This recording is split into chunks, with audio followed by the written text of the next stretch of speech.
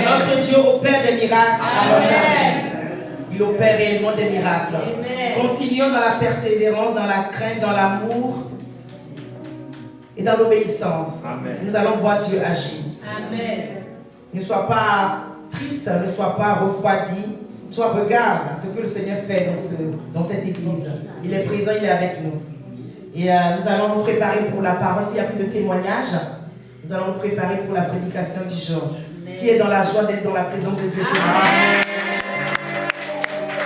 Je vois que certains sont un peu calmes parce qu'ils n'ont pas vu leur frère préféré, leur soeur préférée à l'église. Alléluia. Il ne faut jamais calmer de ce sentiment-là. Quand tu viens, tu jettes ton lit, ah, il n'y a pas ma soeur préférée aujourd'hui. Il n'y a pas mon frère préféré aujourd'hui. C'est le Saint-Esprit, ton frère préféré, ta soeur préférée. Nous allons nous lever, nous allons acclamer. Parce que vous n'avez pas dansé aujourd'hui. Parce que la sœur meneuse, celle qui fait danser les gens devant, n'est pas là. C'est ça? Aujourd'hui, j'aimerais que le peuple ne célèbre pas comme il faut. Nous allons acclamer très fort le Seigneur.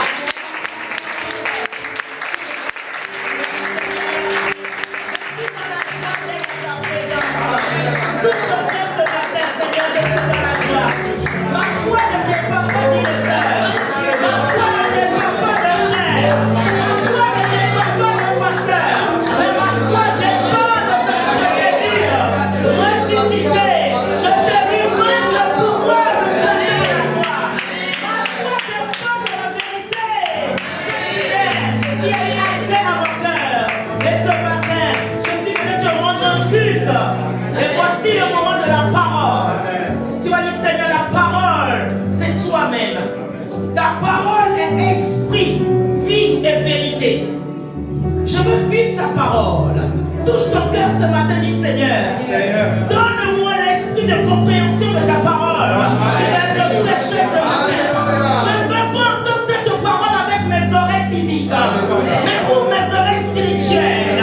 Afin que cette parole, lorsqu'elle sera prêchée, que je puisse capter, que mon esprit puisse capter cette parole. Je veux recevoir le rhéma qui est caché derrière ta parole. Seigneur, voici le cœur de ton peuple ce matin. Saint-Esprit, toi qui agis là où l'homme peut agir. Je te recommande un cœur qui représente cette terre dans laquelle, Seigneur, tu vas semer ta parole. Amen. Les cœurs sont ouverts. Le Saint-Esprit a arrosé. Et cette terre qui est leur cœur attend une seule chose, la semence qui est ta parole. Amen. Le semeur va passer, il sèmera. Et je déclare dans le nom de Jésus-Christ que cette semence portera des fruits à la gloire et à la louange du nom du Seigneur Jésus-Christ. Amen. Nous allons élever ce chant pour nous préparer à recevoir l'homme de Dieu. Élevons ce chant. Le nom de Jésus est si merveilleux. Le nom de Jésus.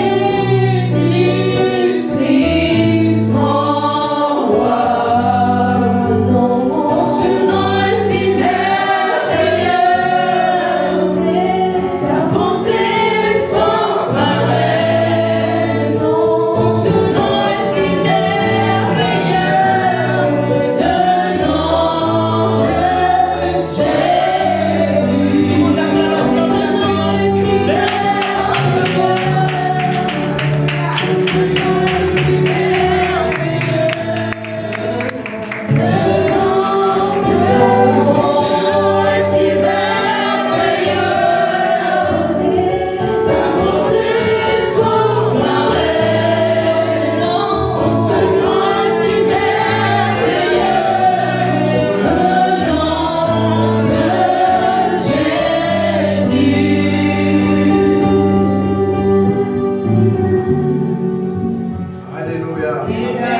Amen, amen, amen.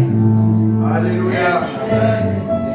Nous allons prier. Père, nous voulons t'élever, te glorifier, toi le seul vrai Dieu. Nous voulons t'élever, Père, le Seigneur des Seigneurs. Nous voulons te glorifier, ô Père. Tu es digne de louange, digne d'adoration, digne d'être loué. Père, ce matin, nous voulons encore te donner toute la gloire, tout l'honneur que tu mérites. Oh Père, comment ne pas t'adorer? Seigneur, ce matin, nous voulons, oh Dieu, te dire que tu es bon, tu es grand. Oh, tu es fidèle, Seigneur notre roi. Ce matin, Seigneur notre roi, oh Père, nous voulons te dédier encore ce moment, oh Père. Ce culte, Seigneur notre roi, viens prendre le contrôle. Père, que la chair se lève, afin que toi seul tu parles. Que notre compréhension, notre entendement, Père, Seigneur, soit soumis à toi. Père, que notre corps, notre âme, notre esprit soit soumis à toi, Seigneur notre roi. Ce matin, Père, nous déclarons que la parole est prêchée. Père, nous déclarons que la parole va prendre du fruit. Nous déclarons que la parole va donner la vie, Seigneur. Père, nous voulons encore t'élever. Toi, le seul vrai Dieu. Père, oh, visite-moi à travers ta parole. Parce que tu ne fais rien sans ta parole. Voilà pourquoi, oh Père, nous sommes, oh Père, nous sommes en attente. Nous sommes impatients de la parole. Père, que tu puisses nous faire du bien ce matin. Au nom de Jésus-Christ. Amen, amen, amen. Alléluia. Amen, amen. Alléluia, sois béni. Est-ce que nous pouvons pousser des cris?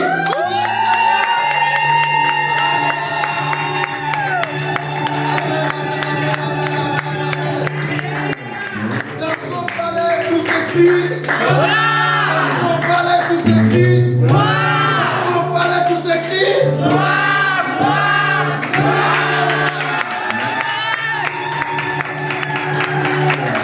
Alléluia. Oh, il est vivant notre Seigneur. Amen. Nous allons nous asseoir. Amen. Alléluia. Et avant de commencer notre message, nous avons une journée, 3 jours de retraite du 6, 7 et 8. 3 jours de retraite, donc vendredi, samedi et dimanche. C'est pour la Pentecôte. Amen. Donc 3 jours de retraite, le 6, 7 et 8. Amen. Amen. Et donc, parce que je crois on aura une veillée, certainement le 8, non, le 7, non, le 6 au soir, pardon, le 6 au soir, on va veiller. Non, le 6, parce que 6, 7. On aura une veillée certainement. Donc, on va profiter de la veillée en même temps pour faire retraite, veillée, et ensuite on rentre au moment de la Pentecôte. Amen. Amen. Alléluia.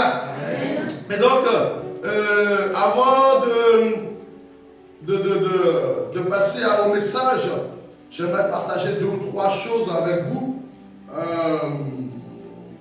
La première chose, c'est que vous voyez que il y a beaucoup de jeunes qui se tuent entre eux. Et je disais lors de mon message dans la semaine là que, en fait, il faut que les parents reprennent leur rôle de parents. Amen. Amen. Il faut que l'éducation chrétienne revienne à la source. Amen. Pourquoi? Parce que quand vous laissez vos enfants, quand ils sortent de la maison, ils sont livrés au monde.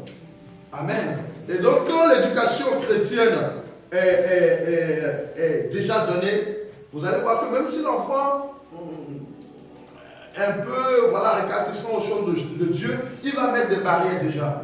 Amen. Et moi, je prends mon exemple, je me souviens, lorsque je n'étais pas chrétien, parce que ma mère était chrétienne, moi je n'étais pas chrétienne. Mais je me souviens, lorsque mes amis voulaient tout faire des bêtises, je disais toujours non. Et ils m'appelaient le pasteur.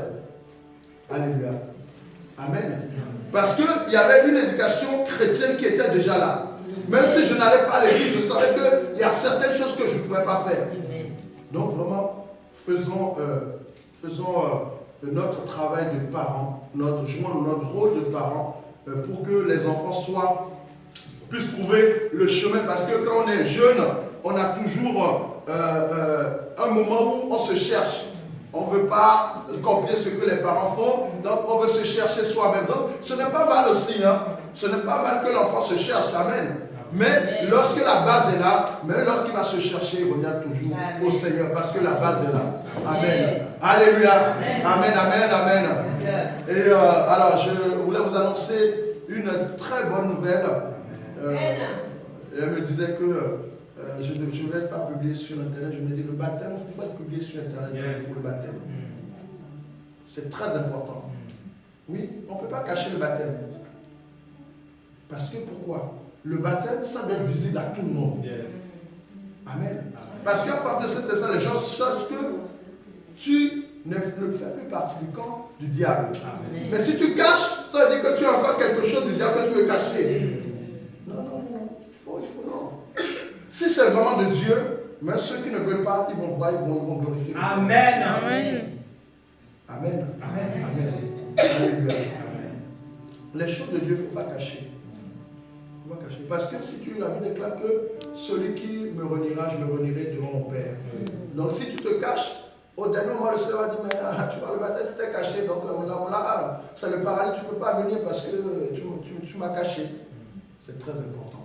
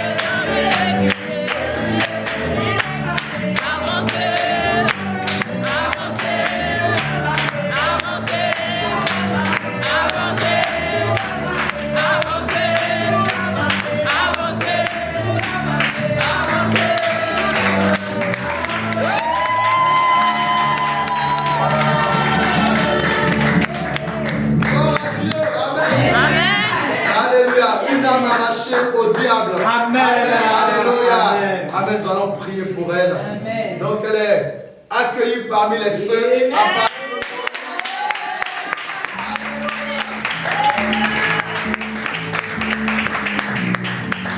nous allons prier pour elle. Le monde nous met prions pour elle. Père, nous voulons te lever, te glorifier. Toi, le seul Dieu. Père, merci pour ta fille. Dieu, Père, tu as agi. Oh Père, aujourd'hui, c'est notre roi. Dans ton royaume, Père, la seconde fois ce soir. Et la paix,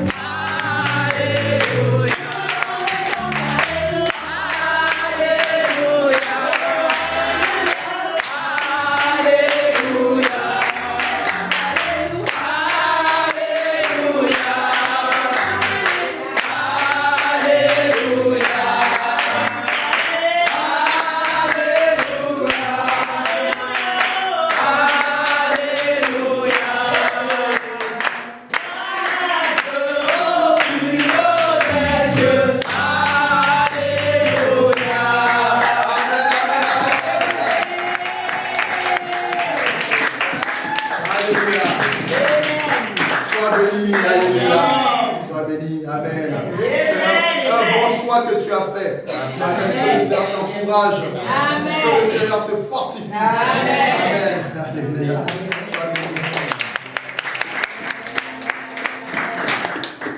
Alléluia. Amen. C'est les 10 bienfaits du désert. Amen. Alléluia. Les 10 bienfaits du désert. Amen. Et comme on a un mois, nous allons, pendant ces un mois-là, nous allons voir les 10 bienfaits du passage par le désert. Les 10 bienfaits du passage par le désert. Qui est déjà passé par le désert ici? Amen. Alléluia. Amen, amen, amen. Gloire à Dieu. Alors, personne n'aime passer par le désert. Hein? Amen. Personne n'aime passer par le désert. Amen. Parce que dans le désert, tu peux y mourir. Dans le désert, tu auras froid. Dans le désert, tu auras chaud. Dans le désert, tu vas être livré aux pillards. Dans le désert, tu vas être livré aux animaux sauvages. Alléluia. Dans le désert, tu n'as personne que tu vas appeler. Alléluia. Parce que dans le désert, il y a l'hyper-limer, chacun pour soi. Amen. Si tu as une goutte d'eau, tu vas garder pour toi. Parce que tu ne sais pas quand est-ce qu'elle va finir. Donc, alléluia. Donc, le désert, ce n'est pas quelque chose de facile. Amen. Mais, pour nous, chrétiens, le désert, c'est quelque chose qui peut être avantageux. Amen. Alléluia. Pourquoi? Parce que le désert semble être un endroit inhospitalier. Alléluia. Personne ne s'aventure dans le désert parce que pour aller dans le désert, il faut être préparé. Amen. Vous allez voir les gens qui traversent le désert, ils sont préparés. Préparés personnellement. Ils préparent leurs chevaux, ils préparent leurs voitures, ils préparent leur corps. Vous allez voir, je ne sais pas si vous regardez souvent le Paris-Dakar. Oui. Vous savez que les gens qui font le Paris-Dakar, ils prennent des mois et des mois de préparation. Non seulement pour la voiture, mais aussi pour eux. Alléluia. Parce que la manière de vivre dans le désert n'est pas pareille que la manière de vivre dans le temps normal. Alléluia. Voilà pourquoi ils se préparent. Ils préparent le corps. Ils préparent leur alimentation. Ils savent que dans le désert, ce n'est pas l'alimentation que je mangeais lorsque j'étais dans le monde, sur la terre fertile, que dans le désert. Amen. Amen. Alléluia. Mais Dieu fait toujours passer ses enfants par le désert.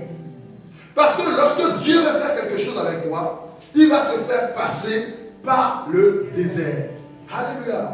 Voilà pourquoi, comme nous sommes des enfants de Dieu, et comme nous sommes des gens qui ne sont pas rebelles, nous voulons être des gens qui plaisent à Dieu, nous acceptons le désert. Amen. Soit tu acceptes le désert et tu fais en sorte que le désert qui est inhospitalier devient hospitalier. Amen. Ou tu refuses le désert, mais tu vas quand même y passer et tu risques d'y mourir. Alléluia. Voilà pourquoi beaucoup de chrétiens, leur problème dure 10 ans, 15 ans, 20 ans. Le désert, c'est une figure de style. Ce que je veux t'appeler le désert, c'est tout problème que tu as qui t'empêche de t'éclore, qui t'empêche d'être à l'aise. Amen. Alléluia. Parce que dans le désert, tu ne peux pas être à l'aise. Alléluia. Amen. Tu ne peux pas t'éclore. Voilà pourquoi la Bible nous dit que discerner le temps. Tu dois connaître le temps du désert et le temps des vaches grasses. Amen. Alléluia. Donc le désert, c'est un endroit qui est inhospitalier. Mais regardez dans la photo. C'est un endroit qui est beau. Alléluia. C'est un endroit qui est beau. Donc ça veut dire que si tu t'y prends bien, tu feras de ce désert un bon endroit. Amen. Alléluia. Amen. Si tu prends bien, tu te prends bien, tu peux prendre cet endroit d'apparence désertique. Voilà pourquoi vous allez voir que des fois, tu passes par des mois difficiles, mais tu pries pour quelqu'un, la personne est guérie. Amen. Toi-même, tu es malade, tu pries pour quelqu'un, la personne est guérie. Et tu te poses la question, mais moi, je suis malade, pourquoi je n'arrive pas à me guérir? Tu dois savoir que Dieu t'amène dans le désert. Alléluia. Pour mieux t'utiliser. Amen. Alléluia. Pour mieux t'utiliser.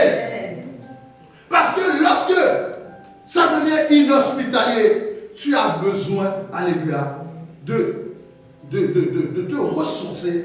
Tu as besoin, alléluia, de laisser de côté tout ce qui est superflu, tout ce qui ne peut pas te charge.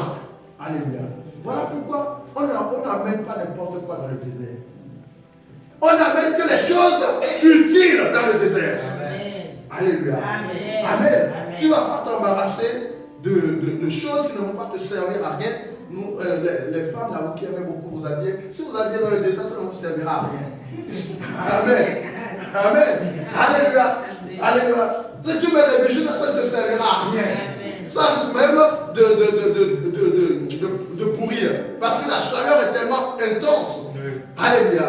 Donc, le désert est un endroit inhospitalier. Et chaque chrétien doit passer par le désert.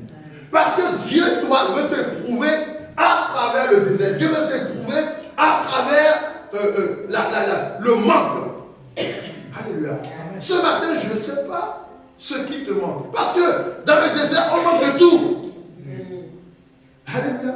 Tu manques de tout, même de l'eau, tu manques. Et dans le désert, surtout, tu n'as personne vers qui te tourner. Alléluia. Et Dieu aime cela. Amen.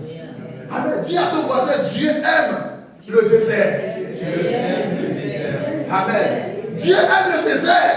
Nous les hommes, nous n'aimons pas le désert. Pourquoi on n'aime pas le désert en tant qu'homme? C'est parce que la chair a besoin de confort. Or, l'esprit a besoin du désert. Amen. Pour que ton esprit s'élève, il faut que tu passes par le désert. Alléluia. Amen. Voilà pourquoi l'homme n'aime jamais le désert. Alléluia. L'homme va aimer le désert juste pour aller faire une incursion.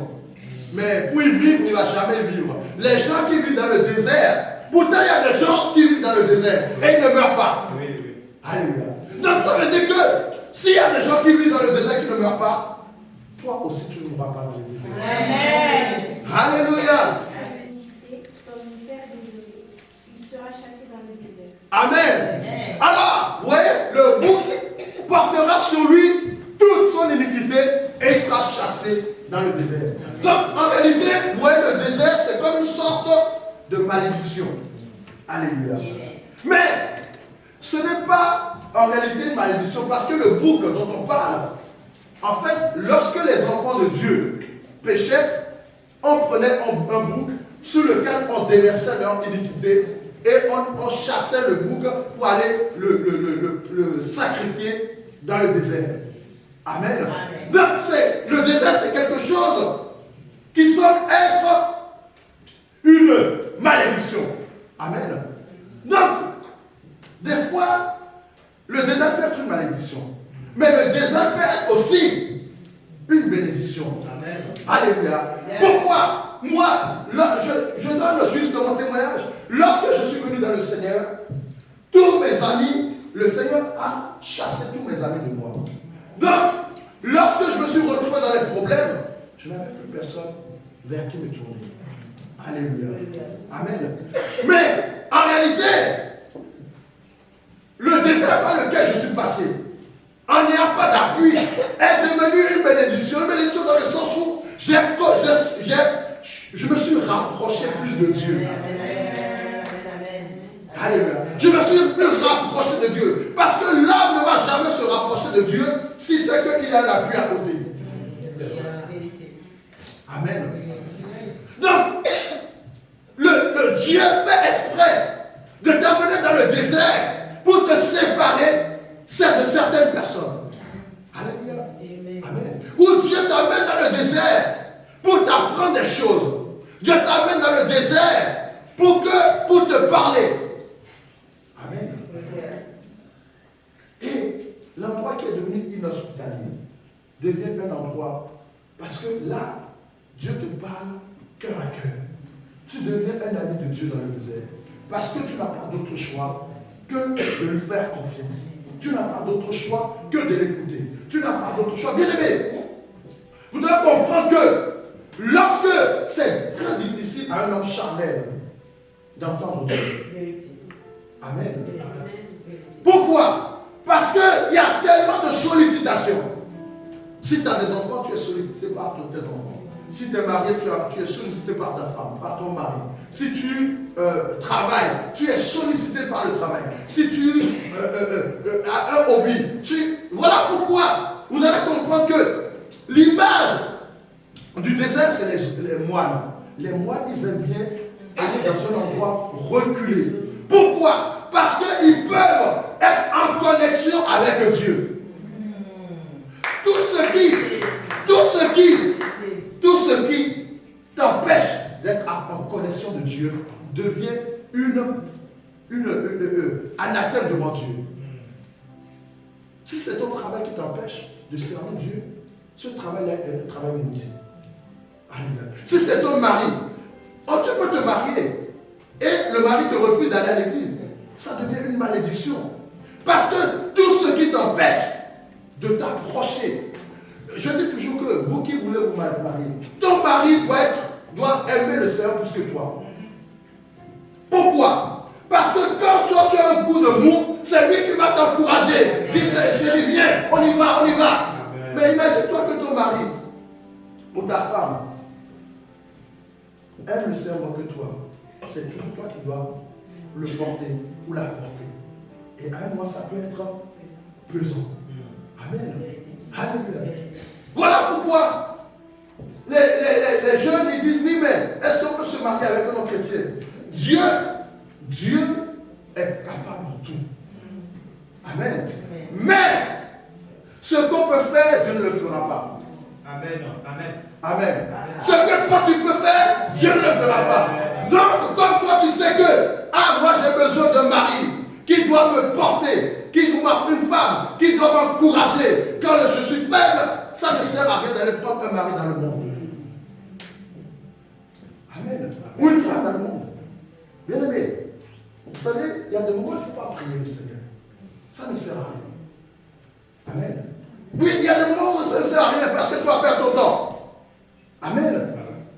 Lorsque tu connais la chose, le Seigneur ne peut pas venir encore te le confirmer. Non. Amen. Lorsque tu es enseigné, le Seigneur ne va pas encore venir te confirmer. C'est lorsque tu n'es pas enseigné que le Seigneur va te confirmer par des choses, des visions. Amen. Sinon, ça devient la divination. Amen. Sinon, si tu connais, tu as appris, et que tu demandes au Seigneur encore, parle-moi, ça devient la divination. Et Dieu ne va jamais te parler. Amen. C'est juste une parenthèse pour vous expliquer que un endroit qui est inhospitalier, le désert, peut être un avantage pour toi. Un avantage parce qu'il va te rapprocher de Dieu. Un avantage parce qu'il va te dépouiller de tout ce qui n'est pas à la gloire de Dieu. Ce n'est pas facile. Vous voyez comment c'est difficile pour quelqu'un d'accepter qu'il est mauvais ou qu'il fait mal. Amen. Personne n'aime qu'on lui fait des phrases de reproche. Amen. Oui. Pourquoi? Parce que c'est l'ego. Parce que c'est, comment on appelle ça? C'est la chair. La chair a besoin toujours qu'on encore la caresse. Qu'on lui dise que tu es belle, tu es beau. Oh, tu parles mieux que tout le monde. Tu es meilleur que tout le monde. Amen. Amen. Voilà pourquoi vous allez voir que les jeunes ont beaucoup du mal à être eux-mêmes. Pourquoi? Parce qu'ils n'ont pas encore crucifié la chair. C'est normal. En tant que jeune, tu ne peux pas facilement crucifier la chair. Alléluia. Amen. Mais lorsqu'on arrive à un certain âge, on sait que toute chose est futile.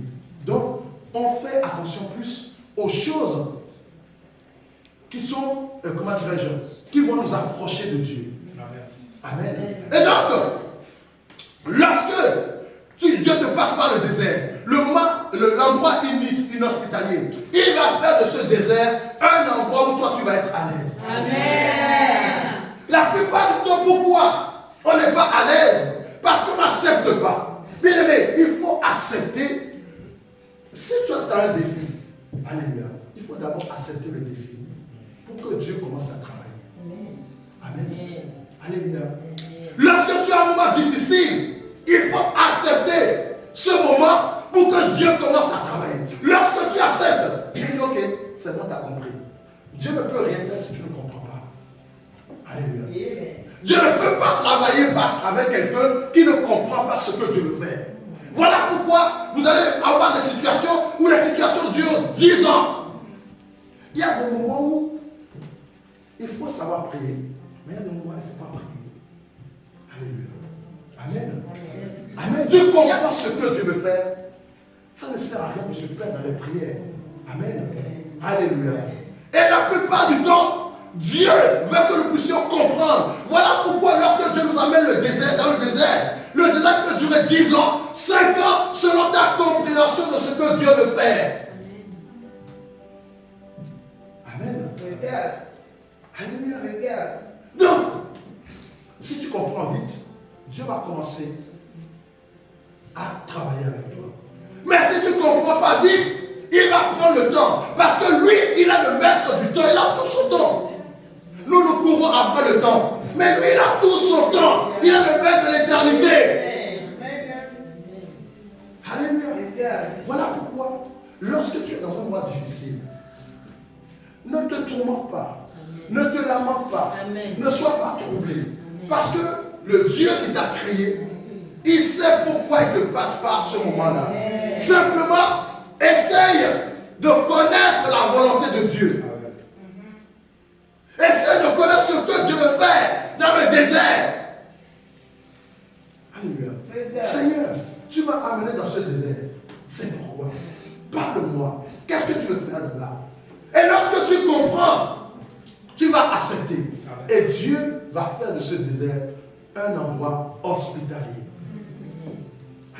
D'après nous, pourquoi les chrétiens sont toujours joyeux? Ceux qui ont l'esprit de Dieu, je parle. Vous croyez qu'ils ont tout? Vous croyez qu'ils ne manquent de rien? Vous croyez qu'ils n'ont pas de problème? Vous croyez qu'ils n'ont pas... Non! Ils ont même des problèmes plus que vous.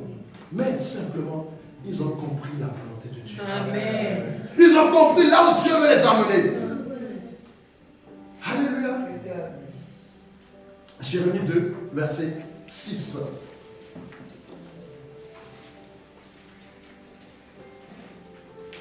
Jérémie 2, verset 6.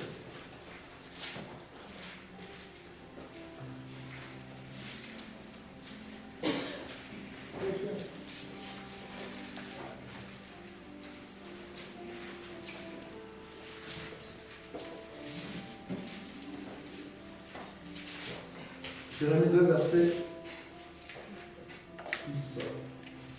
Jérémie 2, verset 6.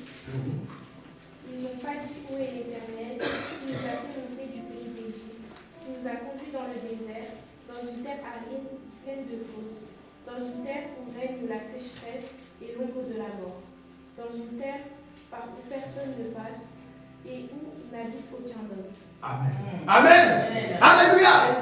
Il te fait passer par une terre desséchée. Un endroit aucun homme. Bien aimé, vous allez voir que lorsque vous êtes dans le désert, les gens sur lesquels vous comptez le plus, vous allez les appeler, ils ne vont pas décrocher.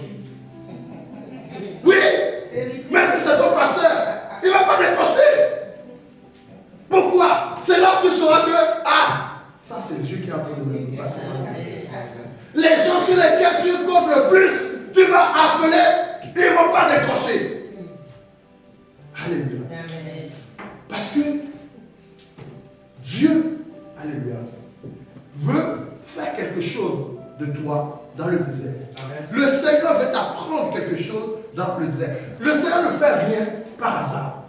Vous pensez que celui qui a créé le monde, celui qui a mis la terre sur des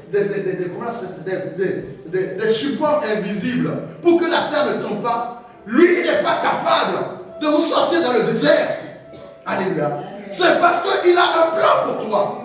Et l'endroit qui est inhospitalier, il va faire de cela un endroit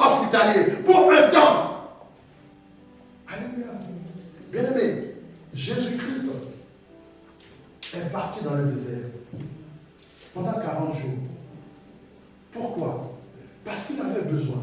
N'oubliez jamais que Jésus-Christ, il est Dieu qui est descendu comme homme.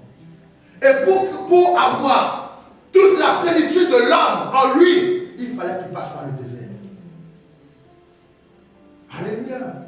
Il fallait qu'il connaisse la souffrance de l'homme charnel. Il n'avait pas besoin. Amen. Il n'avait pas besoin. Mais toi aussi, tu peux dire, Seigneur, je n'ai pas besoin du désert. Ah oui, il y a des gens qui disent, oh Seigneur, moi non, je ne veux pas. Bien aimé, quand tu es rebelle à Dieu, ta situation va durer longtemps. Vaut mieux accepter une fois et que ça soit bref que dire, Seigneur, moi je ne veux pas. Moi, pendant longtemps, le Seigneur m'avait appelé en tant que pasteur. Lorsque je suis né, ma mère, je ne savais même pas, c'est au bout de... lorsque je suis devenu pasteur, elle m'a raconté, elle m'a dit, le premier jour, je t'ai pris dans les mains, j'étais levé et je t'ai dit, cet enfant sera un pasteur, un homme de Dieu. Mais cette parole qu'elle a déclarée, elle m'a poursuivi toute ma vie. Toute ma vie. Je dis non, moi, les pasteurs c'est des faux, moi je ne veux pas, non. Et puis de toute façon, c'est des pauvres, moi je ne veux pas être pauvre. Donc tous les clichés que les gens disent sur les pasteurs. Jusqu'à ce que j'ai compris que mes problèmes viennent du fait que je sois rebelle à Dieu. Et le jour, j'ai dit, Seigneur, fais de moi ce que tu veux. Si tu veux que je sois pasteur, gloire te soit rendue. Les choses ont commencé à avancer. Alléluia. Amen. Pourquoi? Parce que Dieu te fait passer par le désert pour mieux t'apprendre, pour mieux que tu comprennes les desseins de Dieu. Voilà pourquoi il est bon pour un enfant de Dieu. Quand tu es un peu dans les tourments, à un moment, recule, prends du recul. Isole-toi. Alléluia. Si c'est pendant 2-3 jours, isole-toi. Alléluia. Il est bon aussi que pendant un certain temps, tu aimes bien manger, pendant un certain temps, ne mange pas pendant un certain temps. Alléluia. Pourquoi? Lorsque tu vas passer par ces moments-là, Dieu va te parler. Dieu ne peut pas te parler. Dieu ne peut pas parler à un homme qui est charnel. Dieu a besoin de parler à un homme qui est spirituel. Parce que même si Dieu vient te parler lorsque tu es charnel, tu ne croiras pas. Alléluia. Tu ne croiras pas parce que pour que tu comprennes Dieu, il faut que tu revêtes une partie de Dieu. Et il n'y a pas d'autre moyen. Pourquoi d'après vous, Dieu n'a besoin de rien? Parce que Dieu, il est lui-même désert. Alléluia. Il est même lui-même désert. Pourquoi? Parce qu'il n'a pas besoin de nourriture.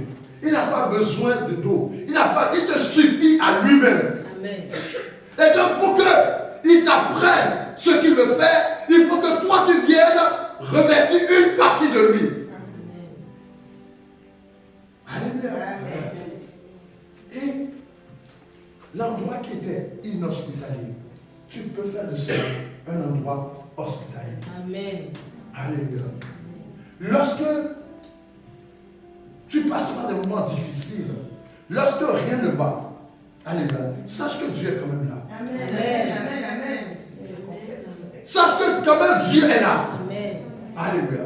Bien aimé, l'apparence est trompeuse. Vous pouvez aller dans un palais où il y a de l'or sur les murs. Alléluia. Où il y a de la nourriture sur tout le long. Où les gens sont habillés en robe de pourpre. Si Dieu vous ouvre les yeux spirituels, vous allez voir, c'est le désert. Mais vous pouvez aller à un endroit où c'est une maison de tôle. Il n'y a même pas de soubassement. Et là, c'est l'abondance. Amen. Si Dieu vous ouvre les yeux. Voilà pourquoi vous allez voir que certaines personnes, vous les voyez comme ça. Ils n'ont rien, mais il vous semble qu'ils ont tout. Oui. Alléluia. Il vous semble qu'ils ont tout. Vous allez me poser la question, mais est-ce qu'il manque de quelque chose? Il manque de quelque chose. Mais simplement, c'est parce qu'il a l'Esprit de Dieu. Et quand tu as l'Esprit de Dieu, lorsque même il y a le désert, l'eau coule. Même si on ne les voit pas, les yeux, l'eau coule quand même. Amen. Amen. Genèse 21, verset 14.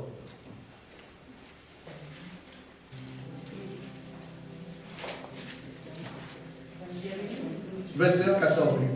21, oui, Genèse 21, 14.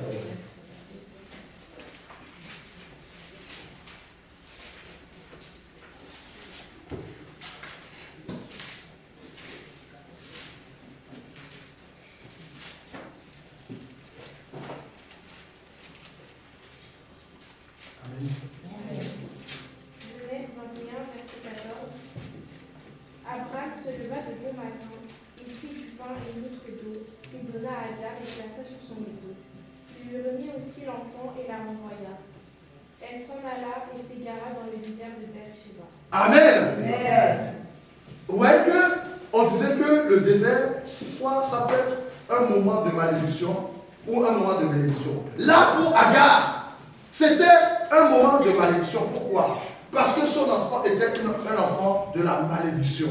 Donc le Seigneur l'avait puni et l'avait chassé de la maison d'Abraham et l'avait envoyé dans le désert. Mais regardez une chose. Agar, elle a été chassée avec son enfant dans le désert, n'est-ce pas? Oui. Qui sont les enfants d'Agar? Ismaël. Les Arabes. Oui. Et regardez comment Dieu est fidèle.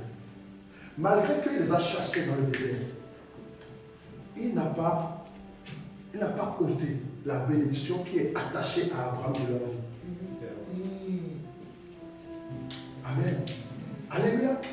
La bénédiction qui est attachée à Abraham, parce que Dieu ne se répand pas de ses dons. Il ne se répand pas de ses bénédictions. Donc, malgré que c'était un enfant de malédiction, Dieu a chassé sa maman, l'a envoyé dans le désert. Mais malgré cela, puisqu'il a promis à Abraham que je multiplierai ta descendance, il a multiplié non seulement leur descendance, mais ils ont été bénis comme leurs frères juifs. La seule chose qu'ils n'ont pas eue, c'est la promesse de Dieu. Amen. La seule chose qu'ils n'ont pas eue, c'est la promesse de Dieu. Voilà pourquoi les gens parlent de bénédiction. Bien aimé, aucun pasteur ne va prier pour toi pour te donner la bénédiction. Aucun pasteur ne va prier pour toi pour arracher, pour amener ta maison, ceci, cela. Bien aimé, ta maison est déjà donnée. Tes bénédictions sont déjà données. Amen. Simplement, il prie simplement pour que ce que Dieu a promis se manifeste. Dans ce que Dieu donne, alléluia, il ne se répand jamais de ce que Dieu donne. Amen. Voilà pourquoi vous allez voir des gens qui ne vont pas à l'église, mais ils sont bénis parce que c'est la bénédiction que Dieu leur a donnée. Bien aimé, vous devez comprendre une chose. Je ne cherche pas à être riche comme mon voisin pasteur. Pourquoi? Parce que lui, peut-être, il a besoin de la richesse pour faire le ministère. D'accord? Moi, je n'ai pas besoin de la richesse. Mais maintenant, imaginez que je commence à jalouser lui, qui est riche, son église est grande, il a tout, il vole en jet privé. Je suis en train de détourner le plan de Dieu. Pourquoi? Dieu a une bénédiction spéciale pour chaque personne. Amen. Donc, lorsque tu commences à jalouser quelqu'un, ou lorsque tu commences à faire comme quelqu'un, c'est que tu fais de Dieu un menteur.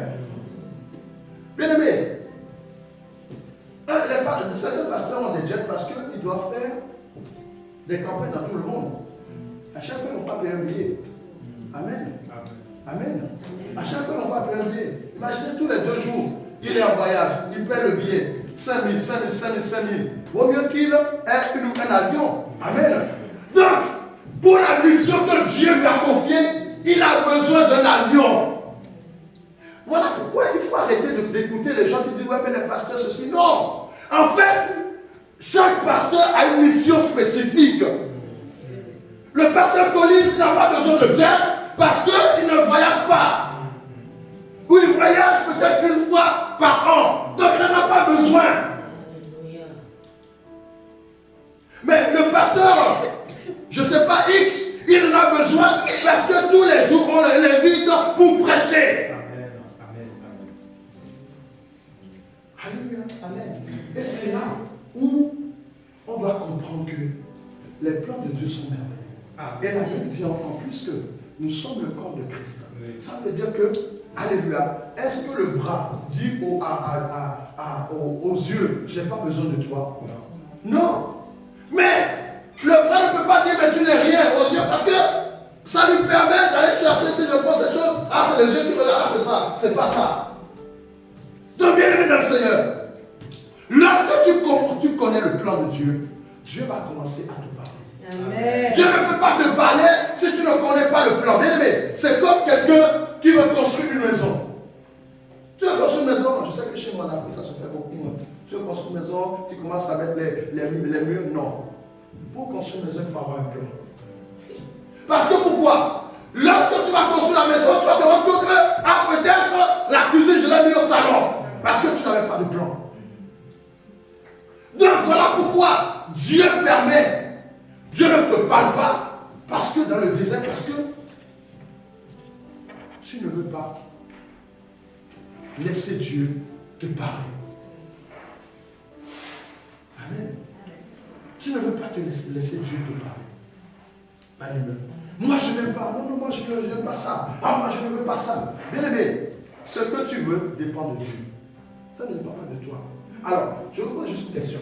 Si ce que tu veux dépend de toi, est-ce que tu peux, lorsque tu dors cette nuit-là, est-ce que tu peux savoir quelle heure tu vas te réveiller demain? Non. Cela dépend de Dieu. Voilà pourquoi chaque action que tu fais, chaque chose que tu fais doit être en adéquation avec la parole de Dieu. Parce que la parole de Dieu, c'est Dieu. Et donc, c'est la volonté de Dieu. Et lorsque tu te mets en adéquation avec la parole de Dieu, Dieu commence à te parler. Amen. Alléluia. Nombre 32, 15. Nombre 32, 15.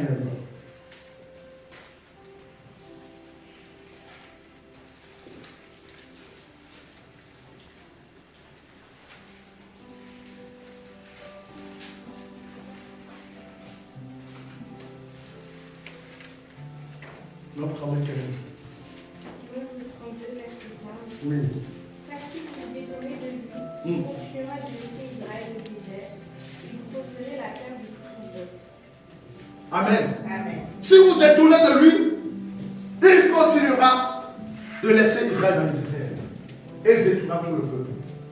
Amen. Donc, vaut mieux peut-être accepter et ne pas s'attarder dans le désert que continuer à s'entêter. Alors, je ne sais pas dans la situation pour laquelle tu passes, mais Dieu est en train de te parler ce matin. En train de te dire que ne t'entête pas. Alléluia. Dans cette situation, ne t'entête pas dans ce problème, mais laisse-moi. Viens à moi et je te parlerai. Amen. Osée 2, versets 1 à 25. Osée 2, 1 à 25.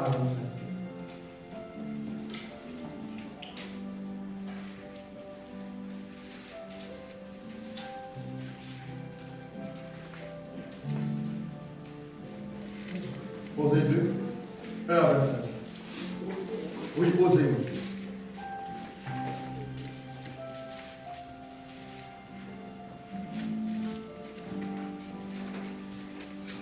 Osée 2, du verset 1 au verset 25. Cependant, le nombre des enfants d'Israël sera comme le sable de la mer. Il ne peut ni se mesurer, ni se compter. Au lieu qu'on leur disait, vous n'êtes pas mon peuple, on leur dira, fils du Dieu vivant. Les enfants de Juda et les enfants d'Israël se rassembleront et donneront un chef et sortiront du pays, car grande sera la journée de Jisraël. Dis à vos frères Ami et à vos sœurs Rushama. Donnez-lui le micro.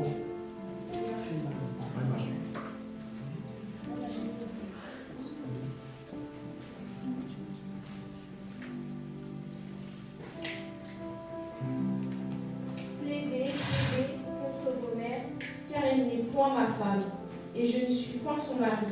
Qu'elle ôte de sa face ses prostitutions, et de son sein ses adultères. Sinon, je la dépouille à nu, je la mets comme au jour de sa naissance, je la rends semblable à un désert, à une terre aride, et je la fais mourir de soif. Je n'aurai pas pitié de ses enfants, car ce sont des enfants de prostitution.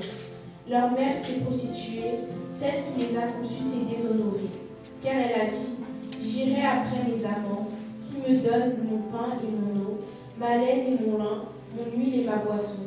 C'est pourquoi voici, je vais fermer son chemin avec des épines et y élever un mur, afin qu'elle ne trouve plus ses sentiers. Elle poursuivra ses amants et ne les atteindra pas. Elle les cherchera et ne les trouvera pas. Puis elle dira, j'irai et je retournerai vers mon premier mari, car alors j'étais plus heureuse que maintenant. Elle n'a pas reconnu que c'était moi qui lui donnais le blé, le mou et l'huile, et l'on a consacré au service de Baal l'argent et l'or que je lui prodiguais.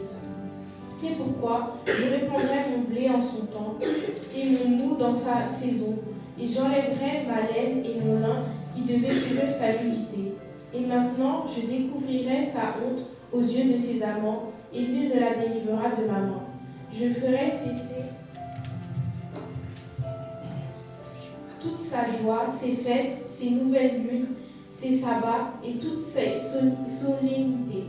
Je ravagerai ses vignes et ses figuiers dont elle disait, c'est le salaire que m'ont donné mes amants. Je les réduirai en une forêt et les bêtes des champs les dévoreront. Je la châtierai pour les jours où elle encensait les Baals, où elle parlait de ses anneaux et de ses colliers. Allez près de ses amants et m'oubliez, dit l'Éternel. C'est pourquoi voici je veux l'attirer et la conduire au désert, et je parlerai à son cœur. Là je lui donnerai ses vignes et la vallée d'Accord. On va s'arrêter là. Amen. On peut continuer à la maison jusqu'au verset 25. Et ce qui m'intéresse ici, c'est que c'est le verset 16. Il dit, c'est pourquoi voici au désert, et là je parlerai à son cœur. Amen. Amen. Ouais, donc là, dans Osée, on voit tout ce qui nous empêche d'appartenir à Dieu. Alléluia. Les amants, les Baals, toutes ces choses dont on a besoin de se séparer et dont le Seigneur a besoin d'enlever pour nous parler. Bien aimé, la pensée de l'homme, l'intelligence de l'homme peut l'empêcher d'accepter la voix de Dieu. Amen. La maison de son père, les traditions de la maison de son père peut empêcher un chrétien, un homme, alléluia, d'entendre la voix de Dieu. Alléluia.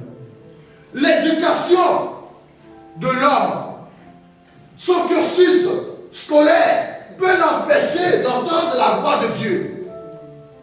Voilà pourquoi des fois, il y a des gens qui ont bac plus 5, bac plus 10, mais pendant longtemps, on ne trouve pas du travail parce que Dieu a besoin qu'ils reviennent à la source, de comprendre que ce n'est pas mon diplôme avec lequel je veux travailler, mais c'est ce que Dieu a mis en moi. Amen. Ce que Dieu a mis en moi. Donc, notre deuxième point, le désert. On va le développer mieux la prochaine fois parce que le temps nous est déjà imparti. Le désert est un endroit où tu découvres des ressources insoupçonnées.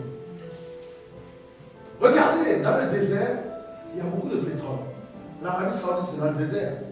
Il y a beaucoup de richesses de pétrole, de gaz. Alléluia. Donc, dans le désert, il y a des ressources insoupçonnées. Voilà pourquoi vous allez voir que tu n'apprends rien. Lorsque tu es chez tes parents, quand tu cries, maman vient dire, tiens, me traverser quelque chose. Mais lorsque tu quittes tes parents, tu commences à apprendre. Parce que, alléluia. Parce que là, tu dois puiser en toi-même. Tu dois puiser en toi-même. Tu dois puiser ce qui fait la quintessence de ton être. Alléluia. Et donc, dans le désert, c'est un endroit où tu peux découvrir des ressources insoupçonnées. Alléluia. Tu étais quelqu'un de dépensier et tu as perdu ton travail. Pendant 5 ans, tu n'as pas trouvé de travail. Donc tu es obligé, alléluia, de faire attention de comment tu t'habilles. Tu ne peux plus faire les magasins. Donc, tu dois faire avec ce que tu as. Donc, c'est des ressources insoupçonnées que tu as en toi, que toi-même, tu n'as pas idée. Ma femme me disait qu'elle aimait les marques, beaucoup les marques. Mais quand elle est venue au Seigneur, elle s'en fout des marques. Que ce soit une marque gloire à Dieu, que ce ne soit pas une marque gloire à Dieu. Parce que elle a eu des moments où elle a traversé le désert. Alléluia. Donc le désert, ça t'apprend à relativiser les choses. Dieu t'apprend à relativiser. Dieu t'apprend à te séparer de ce qui est superflu. Et toi-même, tu te découvres. Alléluia. Toi-même, tu te découvres. Tu te dis, mais je ne savais pas que je pouvais faire ça. Alléluia. Mais lorsque tu es dans un endroit verdoyant, tu ne fais pas d'effort. Tu ne te connais pas toi-même. Tu ne cherches pas à te connaître toi-même. Or, Dieu veut que tu te connaisses toi-même. Parce que si tu ne te connais pas toi-même, tu ne peux pas connaître Dieu. Alléluia. Si tu ne te connais pas toi-même, tu ne peux pas connaître Dieu. Alléluia. Amen. Alléluia. Dans le désert, si tu n'as jamais été malade, alléluia, tu ne peux pas savoir que, je peux prier pour quelqu'un et la personne peut guérir. Donc toi-même, tu es dans le désert, alléluia. Donc c'est là où tu vois que l'importance d'être en bonne santé. Et quand tu vois quelqu'un devant toi, tu veux, alléluia, prier pour la personne, que la personne guérisse. Et là, lorsque tu mets ta main, la personne guérit. Et tu dis, mais c'est moi qui ai fait ça. Alléluia. Tu commences à te découvrir. Alléluia. Tu commences à te découvrir. Et c'est ça que Dieu veut. Dieu veut que tu te découvres toi-même. Les ressources qu'il a mis en toi. Bien-aimé dans le Seigneur, tu as beaucoup de ressources en toi. Mais simplement, tu dois passer par le désert. Le désert, c'est là où les choses se révèlent. Amen. C'est là où les choses se révèlent. C'est là où les talents se révèlent. C'est là où les dons se révèlent. C'est là où tu dois savoir que je suis vraiment appelé de Dieu. Que Dieu m'aime ou pas. Amen. Les enfants d'Israël sont passés par le désert. Mais aucune de leurs chaussures, de leurs souliers n'a été abîmée. Alléluia. Et ils ont commencé à apprendre Dieu. Ils ont commencé à connaître Dieu. Parce qu'en Égypte, ils ne connaissaient pas Dieu. Alléluia. C'est la même manière. Il y a beaucoup de nos enfants qui sont en Égypte et qui ne connaissent pas Dieu. Amen. Pourquoi? Parce qu'ils n'ont jamais eu un moment de manque. Alléluia. Ils n'ont jamais eu un moment de manque. Surtout les enfants de France. Je ne parle pas des enfants d'Afrique. Les enfants d'Afrique, c'est dur à combattre. Ils ont très fort comme le bac. Amen. Alléluia. Mais les enfants de France, alléluia, ils n'ont jamais connu le mal. Amen. Dès qu'ils crient, on doit mettre le micro dans leur bouche. Amen. Comment il peut connaître Dieu? Pour connaître Dieu, il faut apprendre dans la souffrance. Amen. Dans la souffrance, il faut connaître dans le manque. Alléluia. Dans les privations, dans le rejet, dans la calomnie, toutes ces choses qui vont faire que. Parce que si on ne te calomnie pas, tu ne sauras pas si tu es quelqu'un de patient. Oui, oui. Mais si on ne te calomnie pas, oui, je suis patient, oui, je suis patient, moi je suis patient, hein, moi je suis patient. Mais le jour, on va dire, oh, le patient c'est un voleur. Ah, on va. Oui. Vous allez comprendre que on ne peut jamais connaître quelqu'un si on n'est pas en difficulté avec la personne. Pour connaître un ami, passez par les difficultés avec cette personne. Elle va vous révéler qui elle est réellement. Amen. Elle va vous révéler qui elle est. Donc voilà pourquoi Dieu aussi, pour nous connaître, pour mieux nous connaître, il ne passe pas par des moments de difficulté. Vous savez, quand tout va bien, tout le monde est beau, hein? Tout le monde est gentil. Oui. Amen. Oui. Ah non, non, tout le monde est beau, tout le monde est gentil quand tout va bien. Mais lorsqu'il commence à avoir des problèmes, tu vas voir le vrai visage de la personne. Voilà pourquoi il ne faut pas redouter les moments de difficulté, les moments où tu le rejettes. Ça t'apprend sur toi-même. Ma femme m'a dit toujours, pourquoi tu es toujours calme comme ça? Elle dit, non, je suis calme parce que je suis passé longtemps par des moments comme ça. Donc quand ça vient, je suis déjà prêt. Je ne me trompe pas. Alléluia. Tu peux dire tout ce que tu veux sur moi. Je vais pas. Ça rentre et ça passe. Parce que j'ai eu des moments où je suis passé par ces moments-là. Donc j'ai compris qu'il y a plus à gagner dans le silence que dans la parole. Amen. Amen. Amen. Un homme qui est silencieux, une fois qu'il est silencieux, il faut que tu lui fasses attention. Elle est plus dangereuse que quelqu'un qui parle. Oui. Oui. Quelqu'un qui est calme, quand tu l'insultes, il est calme, il est plus dangereux que quelqu'un qui parle. Alléluia. Et c'est là où Dieu veut se révéler. Il veut que nous puissions passer par le désert. Tu ne peux pas te connaître si tu ne passes pas par un moment difficile. Si tu n'éprouves pas ton corps, tu n'éprouves pas ta chair, tu n'éprouves pas ton intelligence, ta sagesse. C'est là où tu commences à te connaître. Alléluia. Amen. Nous arrivons presque à la fin. Nous allons nous lever pour prier. Amen, amen, amen.